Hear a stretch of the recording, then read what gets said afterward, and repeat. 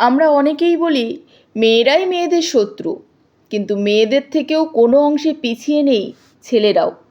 অর্থাৎ পুরুষের শত্রু পুরুষ নিজেই। কেন বললাম বলুন তো? একটা ছোট্ট গল্প বলি, শুনুন। পুরোটা শুনুন, তাহলে বুঝতে পারবেন। মাংসের দোকানে গিয়ে দাঁড়িয়েছি। একজন লোক তখন দাঁড়িয়ে আছেন। তার মধ্যে 30-35-এর একটি ছেলেও আছে। চোখে চশমা, লম্বা, রোগাটে চেহারা।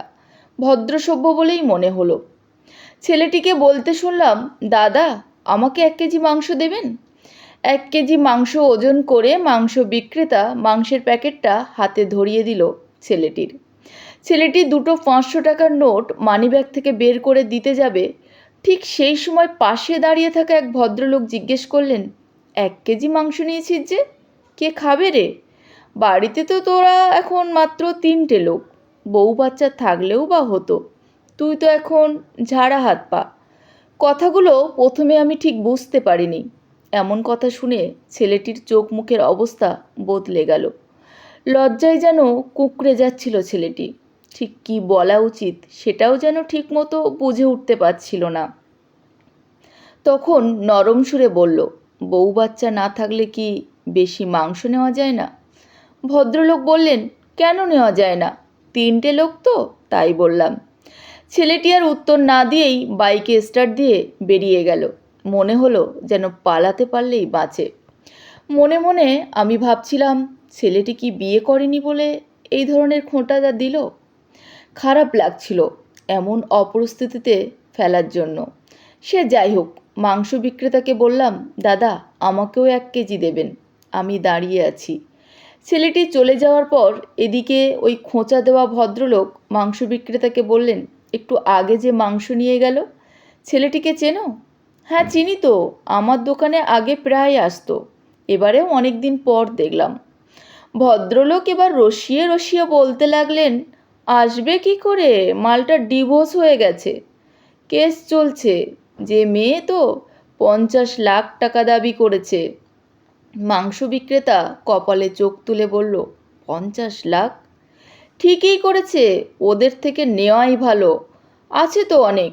আমাদের ক্লাবের ছাদে ঢালাইয়ের জন্য একসময় কয়েক হাজার টাকা চেয়েছিলাম ওর বাবার কাছে। 2 টাকা ধরিয়ে দিয়ে বলল, দিতে পারবো না। আমরা নিইনি। 2000 টাকা ধরিয়ে দিয়ে বলল, দিতে পারবো না। আমরা সেটা নিইনি। বলল, যা পারো করে নাও, আর এটাই সুযোগ। মেয়েটা বদমাশ জানি, মিথ্যে কেস সাজিয়ে ফাঁসিয়েছে সেটাও জানি। আমরাও মেয়েটাকে বলেছি, তোমার পাশে আমরা আছি, হেল্প লাগলে বলো। তবে হ্যাঁ, সামান্য পার্সেন্টেজ আমাদের ক্লাবকে দিলেই হবে।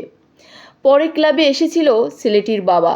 আমরা বলে দিয়েছি, তোমাদের ঝামেলা তোমরাই মেটাও। মাংস বিক্রেতা শুনে বলল, ছেলেটাকে তো বেশ নিরীহ বলেই মনে হলো, ভালো ছেলে তো, তার কপালে এমন হলো। ভদ্রলোক বললেন, ছেলেটা নিঃসন্দেহে ভালো, তবে ওদের অহংকারটা একটু ভাঙা দরকার আছে। অবাক হচ্ছিলাম, শুধু অবাক হচ্ছিলাম না, ভদ্রলোক বলে মনে হলেও কথাগুলো শোনার পর ভদ্রলোককে আর ভদ্র বলে একটুও মনে হয়নি।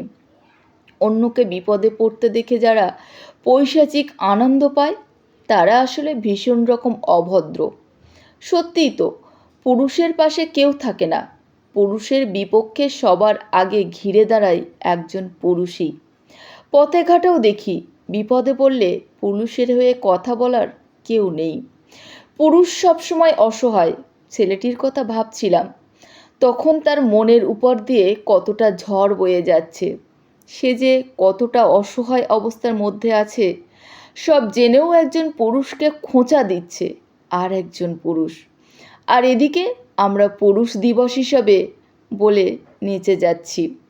একজন পুরুষের পাশে একজন পুরুষ যখন দাঁড়ায় না, তার অসহায় অবস্থা নিয়ে যখন মজা করে, পৈশাচিক আনন্দ দেয়, তখন আর কিসের জন্য ঘটা করে পুরুষ দিবস হয় বলুন তো?